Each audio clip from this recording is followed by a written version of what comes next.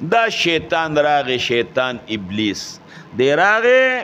او د یو سپینګیري په شکل کې، د بوډا په شکل کې او د یو بزرګ په شکل کې ځان سره مصلی او جانماز راوړه او د برسیسا چې کومه جونګړه وه هغې سره بار په یو ځای کې عبادت شروع لګیا دی دا منځونه کوي، دوک دیوک دی سجدې او دا رکوع او دا عبادت او دا قیام او قومه مضبوط عبادت کوي. برسیسا چې به کله ستړی شو نو دی به په هغې کړکۍ کې لږ غونتې ودرېده، ځنګل ته به یې بار کتل چې وی کتل یو سپینګیري او سپینو جامو والا په شکل خشته هغه په مانځه باندې ولاړ دی، دی یې په تماشه شو. ډېر اوږد قیام یې وکړه او چې کله قیام یې وکړه نو بیا رکوع له لاړ، چې رکوع له لاړ دی ورته ولاړ دی چې دا دومره اوږده رکوع یاره دا خو ما نه خپل مونځ پاتې کېږي. برسیر سا راغی په مانځه باندې ودرېده، 2 رکاته باندې سلام وګرځو، یاره ته راشه هغه سړی وګوره چې سر یې ورته که هغه لا په رکوع کې خو ما خو 2 رکاته مونځ وکړه، زه خو م اوږد مونځ کوم، هغه لا د رکوع نه سر نه دی راوچت کړی.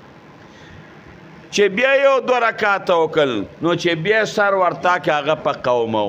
دی ورته ولاړ، هغه په قومه کې ولاړ دی، بیا یو 2 رکاته مونځ وکړه چې بیا سلام وګرځو چې ویې کتل هغه قومه. د هغې سړي هغه سجدې ته چې وکتل چې د اوږده سجده او دا قومه او د شپې عبادت او د ورځې عبادت، لږ ساعت خوب او عبادت.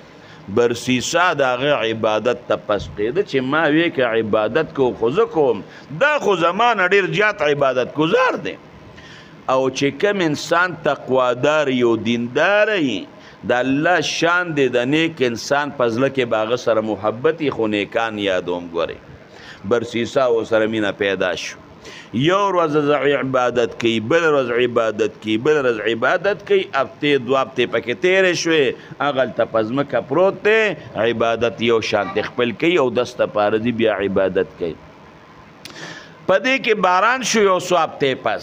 باران په شیبو شیبو باندې وریږي، هغه سړی په مانځه باندې باران کې هم ولاړ دی. برسیسا وایي دا خو ناشنا بنیادم په باران کې مونځ او د شپې مونځ او د ورځې مونځ. چې کله هغه سړي سلام وګرځو نو دا برسیسا ورله ورغی، ورته یې وی یاره که مهرباني وکړه او راځه زما په دې عبادت خانه کې راځه دې ځای کې وخت تېر کې. زه ورته وایي په قلاره کښېنه، ما مه ډسټرب کوه، ما د خپل کاره مه وباسه، زه د خپل رب ته په باران کې عبادت کوم. برسیسا راغی چې دا خو په باران او نور نه پیژني،